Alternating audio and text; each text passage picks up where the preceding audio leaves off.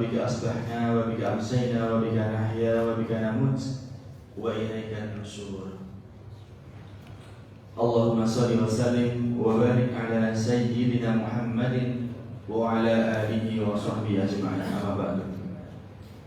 Alhamdulillah, bersyukur kepada Allah atas karunia nikmat yang tidak mungkin kita bisa menghitungnya. Sampai detik ini kita masih bisa merasakan nikmatnya iman, diberi kemudahan oleh Allah melangkahkan kaki kita untuk menunaikan sholat berjamaah subuh di masjid,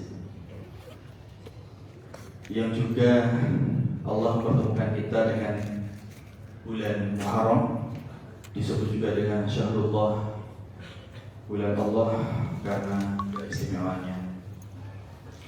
Ahlan wa sahlan, selamat datang kami ucapkan kepada para tamu yang menyempatkan waktunya untuk berkunjung di masjid ini. Semoga apa yang diagendakan hari ini dapat berjalan dengan lancar dan semoga langkah kita semua senantiasa diridhoi oleh Allah Subhanahu wa taala.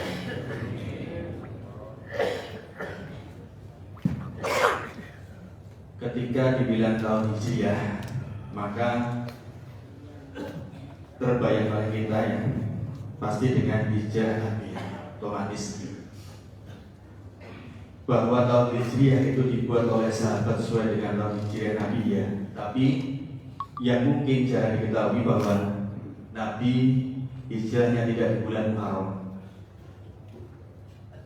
Hijrah Nabi SAW berangkat dari Mekah dimulai pada akhir bulan Safar dan tiba di Madinah pada tanggal 12 Rabiul Awal.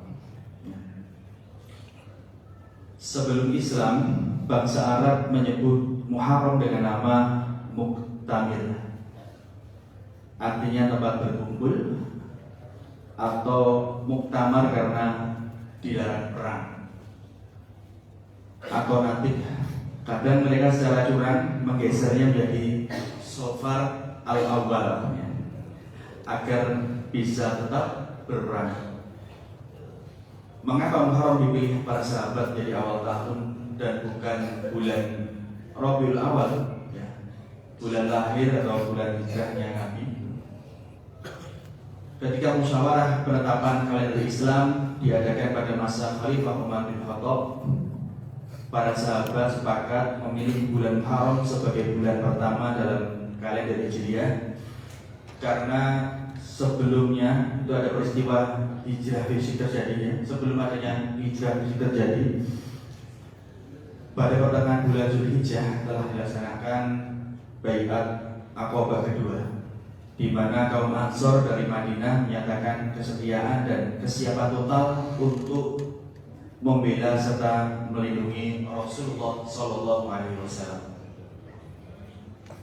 Kemudian setelah komitmen dari kaum Ansor tersebut resmi disepakati, maka tekad bulat, perencanaan yang matang, serta kebulatan azam kaum muslimin untuk mulai bergerak dan berhijrah ke Madinah secara resmi ya, itu terbit dan dimulai sejak awal bulan Muharram.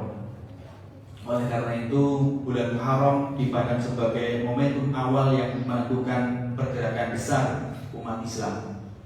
Akhirnya bulan Muharram menjadi bulan pertama di dalam kalender Hijriah.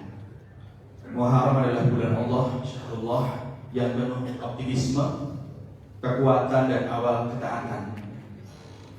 Di dalam bulan ini terjadi banyak peristiwa besar, di antaranya berlabuhnya kapal Nabi Nuh alaihissalam di Gunung Judi setelah berbulan-bulan terombang-ambing banjir besar.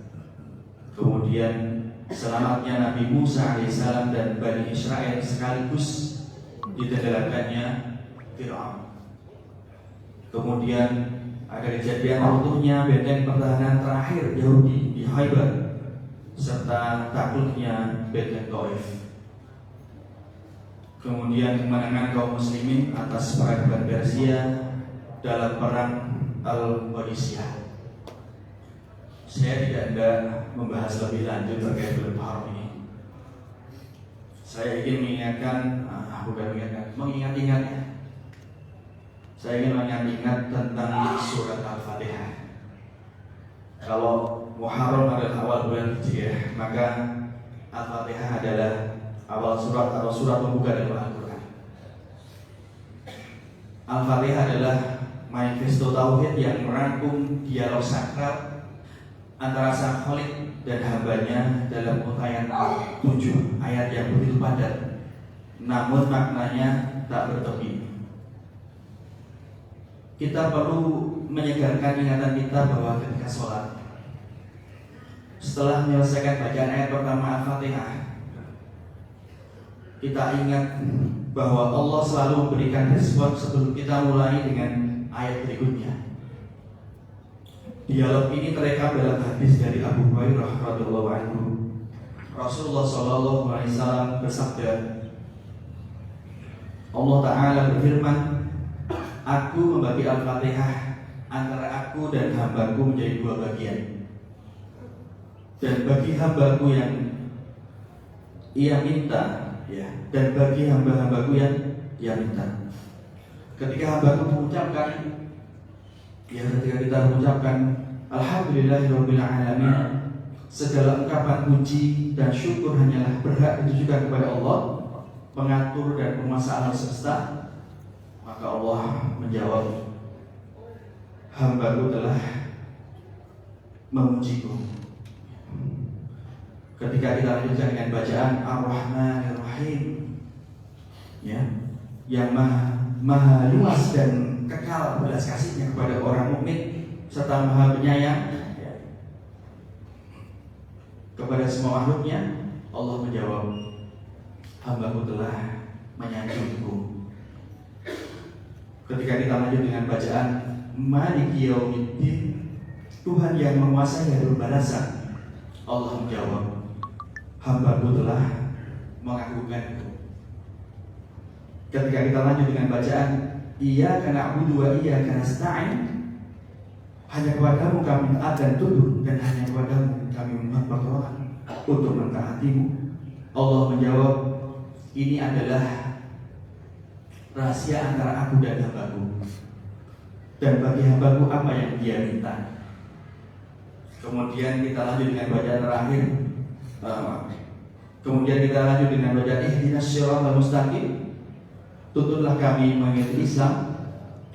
Allah menjawab, ini adalah untuk hambaku dan bagi hambaku apa yang dia minta.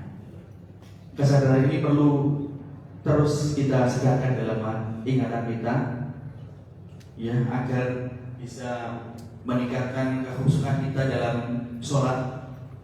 Kita menyadari bahwa setiap kata kita didengar dan dibalas langsung oleh Allah Subhanahu wa Ta'ala.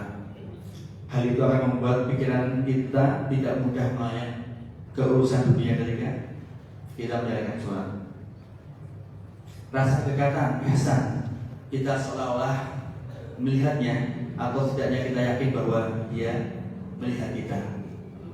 Kemudian ada keterangan hati, sholat bukan lagi beban, melainkan momen curhat kepada zat yang memegang segala solusi. Semoga kita semua dikaruniai oleh Allah khusyuk dalam sholat kita. Rabbi ja'alni muqimas shalah wa min dzurriyyati Rabbana wa taqabbal du'a. Sekian, semoga yang sedikit ini dapat bermanfaat, kurang lebihnya mohon maaf. Bismillahirrahmanirrahim. Wal 'asri innal insana lafi khusr illa alladziina aamanu wa 'amilus shalihati wa tawassaw bil haqq wa tawassaw bis sabr. Assalamualaikum warahmatullahi wabarakatuh.